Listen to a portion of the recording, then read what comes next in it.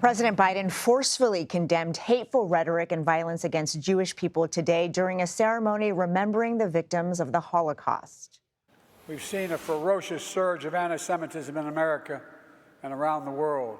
Too many people denying, downplaying, rationalizing, ignoring the horrors of the Holocaust.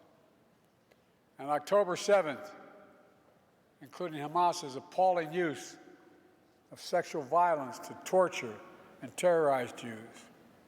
It's absolutely despicable, and it must stop. His speech comes only days after the Anti-Defamation League and Tel Aviv University published a report revealing anti-Semitism soared across the U.S. last year. It shows the number of anti-Jewish hate crimes more than doubled between 2023 and 2022. CBS News national security contributor Sam Vinograd joins us now. Sam, it is great to see you. I want to talk about the president's speech today because he not only denounced anti-Semitism, he talked about new measures to try to combat it.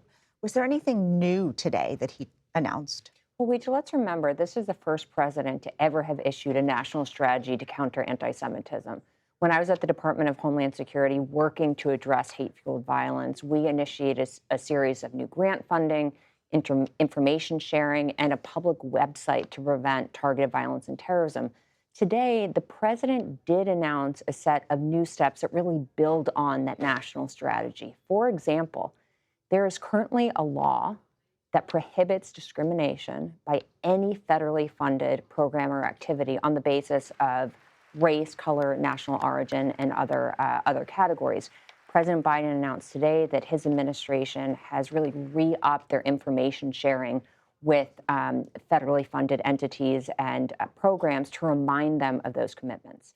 On the access to resources front, President Biden announced today that the Department of Homeland Security will create a new website that will contain information about resources available to address anti-Semitism. On the partnerships front, President Biden announced today that the ambassador at the State Department who leads work to address anti-Semitism is going to convene tech platform leaders to talk about the anti-Semitism on their platform. So his announcements today build on the national strategy to counter anti-Semitism and are sorely needed.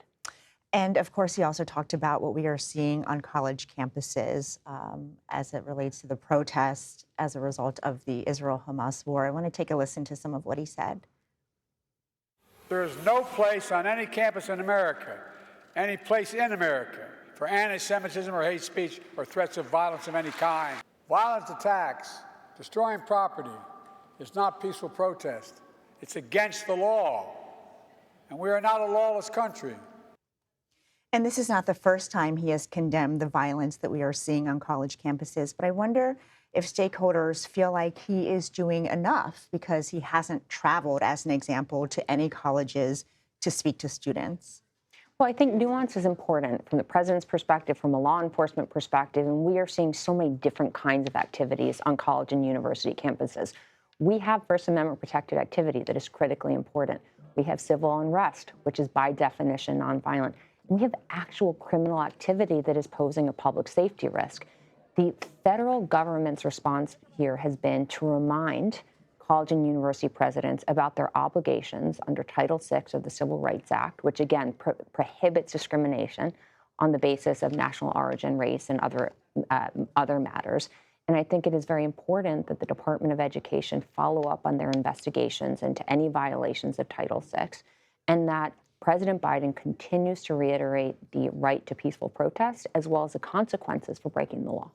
And Sam, I do want to ask you a personal question because you are the daughter of a Holocaust survivor. And obviously, every year you mark this very emotional day. But how is this year different, given all that we just talked about?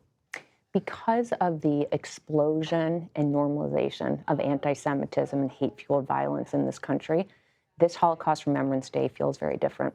My father, Serge, somehow survived the Holocaust as a child in France. So many members of my family were murdered by the Nazis. My father, Serge, somehow built a life defined by love, kindness, generosity, and understanding.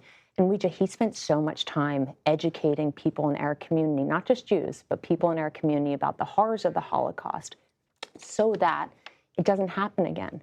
And the normalization of hate today makes many of us take a step back and wonder if people have forgotten what happens when hate goes unchecked and what happens if people don't speak out and speak up against hate. And so for my father as a survivor, I'm horrified that he has to see what's happening in this country, and just hopeful that this Remembrance Day, people are learning more about the Holocaust so we prevent it from happening again.